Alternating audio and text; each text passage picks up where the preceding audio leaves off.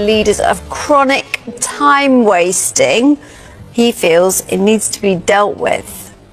I loved the effort from my boys. I loved how they play football.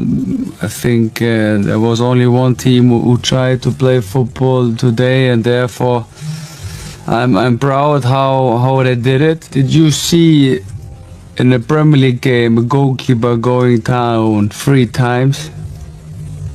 In their own rules. I will never be that kind of manager who tries to win in that way. Everyone here in the room, did he really enjoy this football game? I'm sure maybe one raises his arm because he's a big Arsenal fan. But beside that,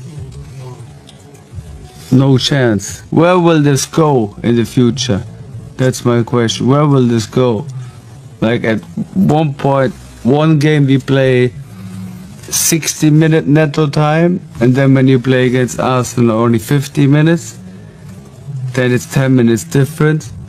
So is this for what the supporters are paying for? You get players, we love our players, and I love the way we compete. Care? Depends. Yeah, and the comments. Yeah. Another thing that Fabian said was there's only one team here that tries to play football today. Is that unfair? Because at the end of the day, it's about their 3 points. Next question. Yeah, it's just not enjoyable.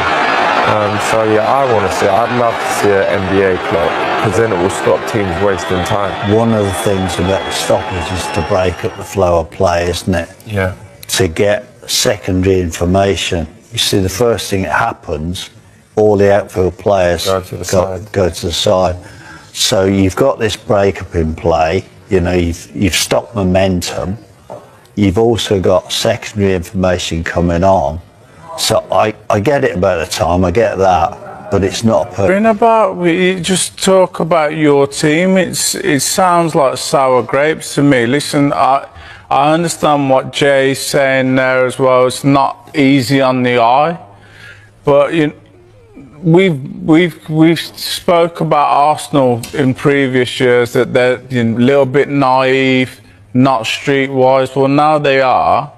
And what you need to think about is, for us, he thinks about the way that this team played last night.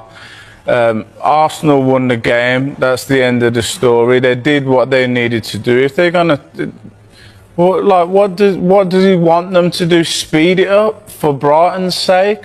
They're not gonna do that at all. They're gonna take every inch that they can take to try and win the league. It's not just a regular game. They're trying to win the league. So, for him to come out and say it's league for their fans, so yeah, it might not be enjoyable. I don't enjoy watching some of the things that I see in the Premier League these days, but it's completely different when you're playing in it. Yeah, there's lots of the complaints about lots of different things, isn't there? Time wasting is one of them, but then there's the things like the wrestling at corners, the rugby style kickoffs, and the time wasting, the dark art. Win the game, you're not really interested on, is this entertainment? For us, it's entertainment. For them, it's a job. They're trying to win. So there's 2 different things completely in there, and it's just the evolution of the game. I'm not an Arsenal fan by any means, but I'm happy for Arsenal that... In a moment that has sent shockwaves through the Premier League community, Fabian Hürzeler, manager of Brighton and Hove Albion, has publicly apologised to Mikel Arteta following the intense controversy surrounding Brighton's recent clash with Arsenal FC. The unexpected admission has ignited passionate reactions from fans across England, with many calling it one of the most dramatic managerial moments of the season.